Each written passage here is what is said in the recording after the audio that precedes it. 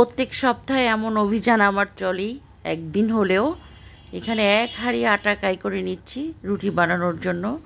পুরো সপ্তাহে রুটিটা আমি একদিনেই বানাই, তো আজকে মনে হলো আটার পরিমাণটা একটু বেশি হয়ে গেছে।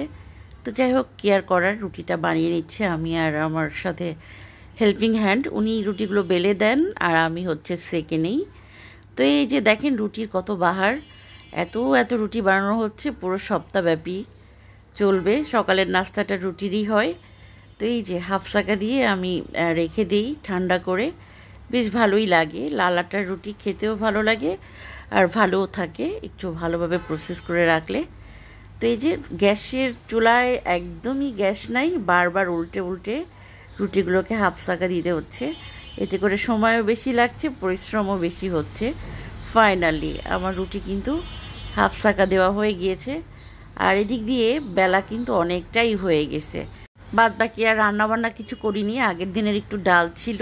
আর আমার ভাইকে আমি একটা ডিম ভেজে দিচ্ছি, মেয়েরা ডিম ভাজা পছন্দ করে না। বড় কন্যার শুধু লেবু হলেই হয় ডালের সাথে, ও খেয়ে নেয়। আর ছোটোটাকে হয়তো একটা ডিম করে দিব। আর আমি ভাবছি একটা রুটি খেয়ে নিব দুপুরবেলা। তো এই ছিল আমাদের রান্নাবান্না, সারাদিনের কাজকর্ম।